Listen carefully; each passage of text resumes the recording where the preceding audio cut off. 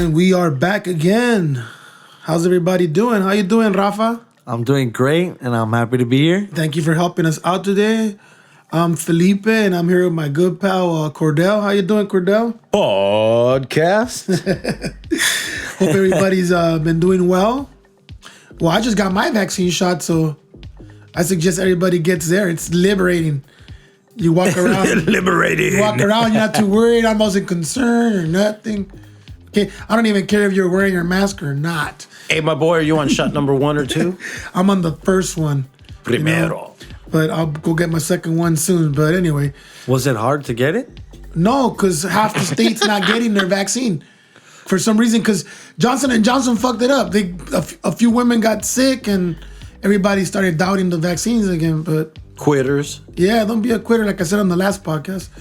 People been dying from heroin a long time and people still use heroin, right? That's true. Okay. So anyway. People like to have fun. Well, this week, some bad news. There was a 29-year-old woman from San Diego. Her name was Taylor Cow. And she was walking. I think she was on her second date. She met somebody online, and they were going on her second date. Romance. Yeah, dude. And then some dude wanted to commit suicide, and he, I guess he jumped off a parking structure as she was walking by with her date and landed on her. Oh. That's horrible. Yeah, and he killed her. It was on 10th Avenue and J Street. It was on Sunday night. And the man fell from the structure and he struck her. He died at the hospital half an hour later. He didn't. He survived because he landed on her, I guess. And you know what So sucks? she like cushioned it. Yeah, you know what? Yeah, cushioned his fall, huh? You know what sucks? I think it was her birthday.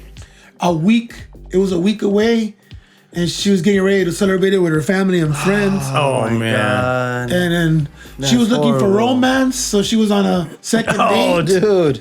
In love and, from out of the sky. Oh, No, he and- must have been devastated as well. Yeah, imagine how traumatizing it is for the guy. Like, I'm on a date with a girl, I like her, I go on a second date. right, and he then falls she in dies love. right in front of me. Like, somebody just lands on her. Oh, And, he's scarred for life. and she dies in front of you. Like, right No in more front of you. Tinder dating for that boy. I'm just saying, it's traumatizing for... It was probably going to be his lucky night.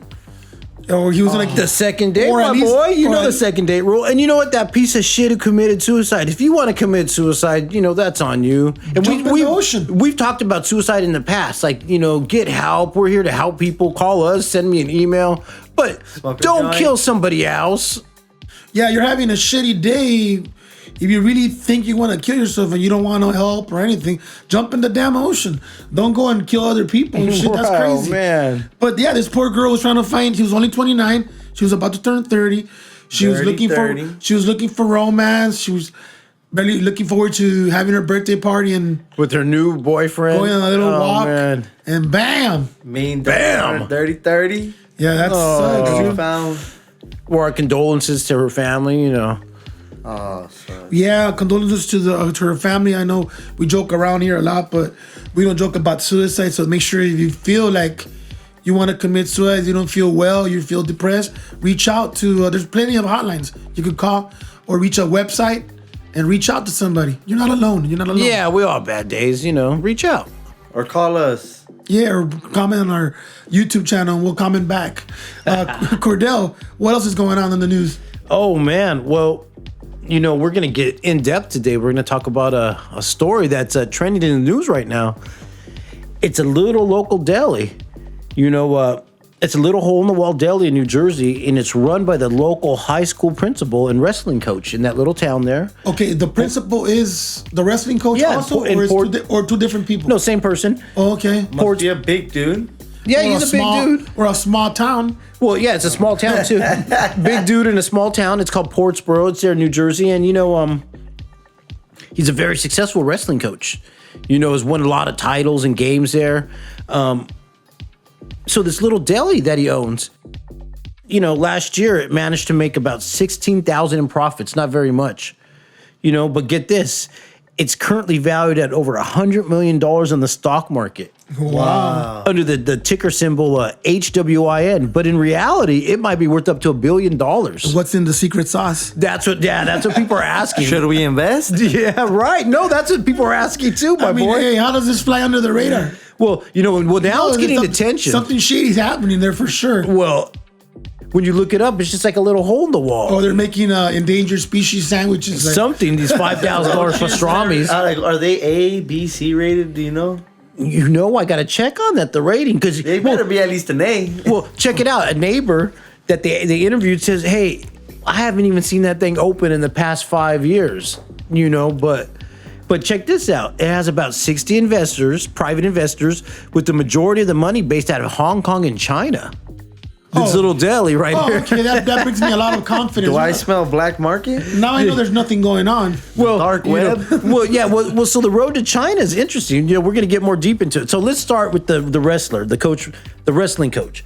His name is Paul Marina. When he still works as the wrestling coach and principal, even though his deli's worth $100 million, he still shows up every morning to work. You know what I'm saying? And to rack it up. Well, I'm telling you, the VP for the corporation and the treasurer are the secretary. It's also another person at the school, And so the coach, he owns the building along with this dude named John Giovannotti, who's the athletic director, but that dude's the principal of the junior high. That Sounds like a little. all right. Oh, it gets even deeper, my boy, because they formed a corporation called Mantua Group, and then that group rents the building to the Hometown Deli Corporation. They have different companies. They have like about 20 different companies, shell companies that rent to each other and give loans. So it's like a conglomerate. Yeah, and the deli is across the street from a pro wrestling training center called the Monster Factory, which is famous for pro wrestlers. Now we're wrestlers, like real wrestlers, Yeah, like WWE wrestlers. like the WWE type wrestling. I mean, it's real. I mean, the stuff they do are real, but and maybe they eat some sandwiches there or something. They're not punching each other for real.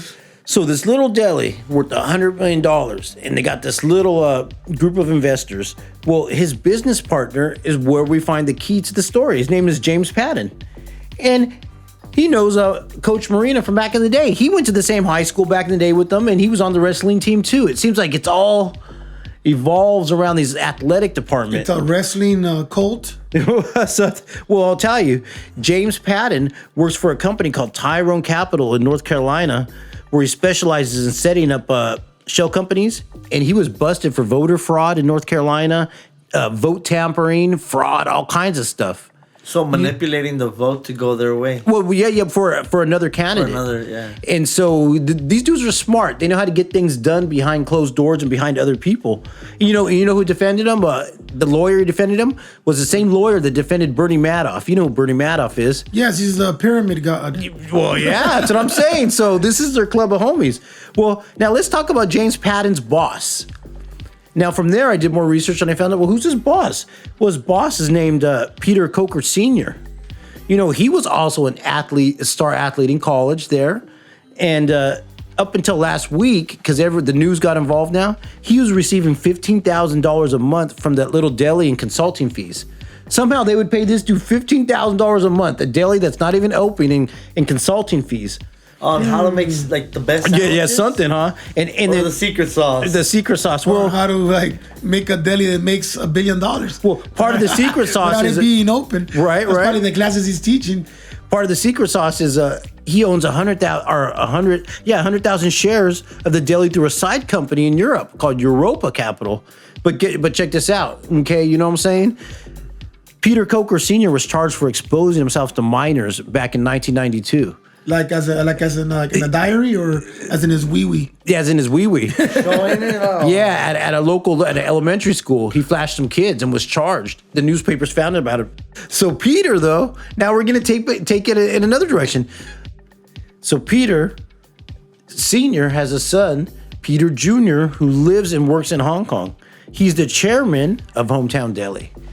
Like it gets crazy. This little deli, you have people from around the world involved in hundreds of millions of dollars, and 90% of that $100 million investment comes from his work partners in China, where the son is.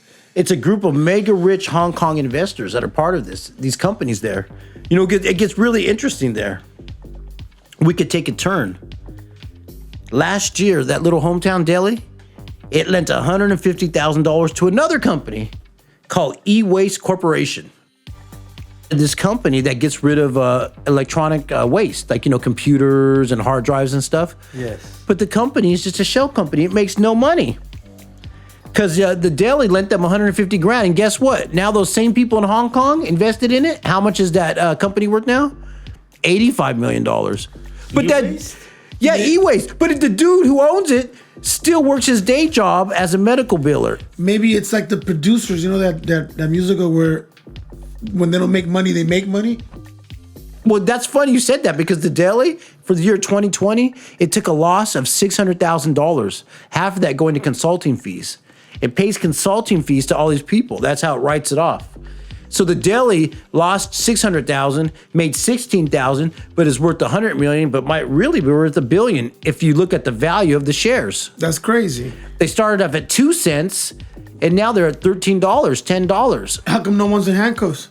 Well, the SEC is now investigating, and that's why the guy stopped getting the consulting fees this week. He said, it's cool, I'm out the game. These guys the have molester, homie. They have to be white boys, right? Because if it was my fucking brown ass doing that shit, they would have kicked the door in a long time ago. Well, I'm going to tell you, who are these shareholders that are putting the money to the Hong Kong investment group? It just came out yesterday who the real fish are, the real big fish. Ooh. It's Duke and Vanderbilt University. I don't think it's.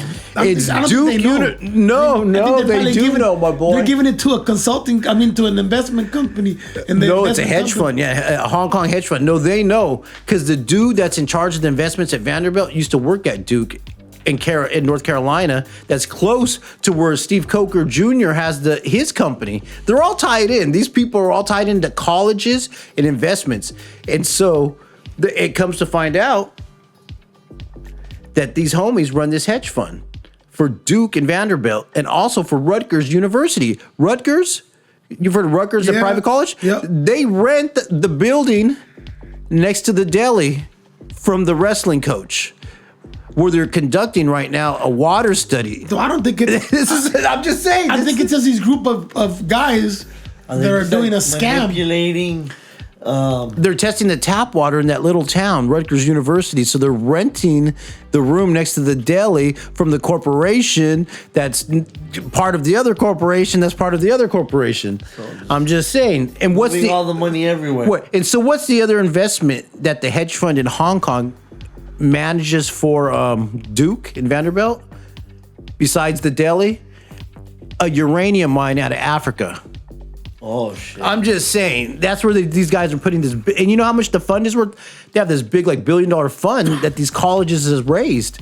And they're investing in these shady-ass investments with shady-ass people. And it's only coming to the surface this week. It's all coming out. People are like, oh, shit. Like, there was even this thing about the grilled cheese company who had 4 fast food trucks worth $100 million. Well, where do I buy my grilled cheese truck? That's what I'm saying. Where do you buy? Well, that's kind of like when you see these news on the news. You see a story, and they say, "Oh, they found a kilo of cocaine worth $2 million, $1 billion," and you're like, "What? Street value, $1 billion?" And you're like, "What the fuck? What street is that?" Yeah, you know what I'm saying? And by the way, if you guys are listening, out there, the Hong Kong investors, if you all want to invest in Audio Missile podcast stock, yes, we could be worth $100 million right here. Quickly. Yeah, you better get in by next week. I'm just saying. And those who are listening, out of your reach. Make sure you subscribe and hit that like button. Like and share. Yeah, because we might turn into a $100 million company pretty soon. Hey, right now. Also, there's another story we could talk about. It's a feel-good story. Maybe Felly could tell us about that one. Well, make me happy. I'm getting Make sad. me happy. We talked about the poor lady from San Diego that got killed by the guy that jumped off. So we're going to have counter that with a happy story. A 79-year-old man who wants to remain anonymous. From Alberta, Canada. Okay? Why are you hiding over there? He went to beauty school. Okay? To learn how to do his wife's hair and makeup. Okay?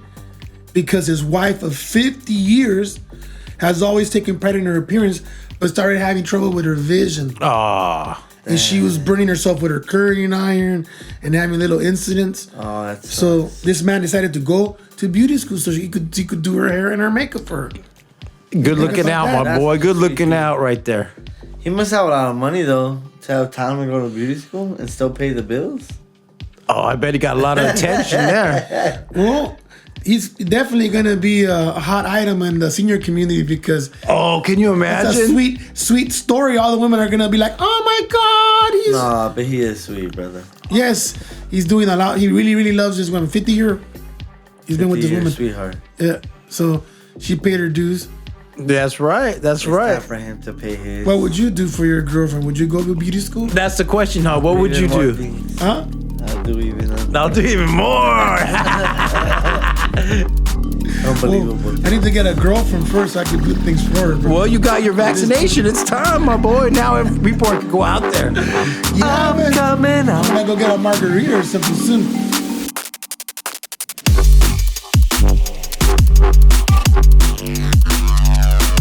You are listening to the Audio Missile Podcast.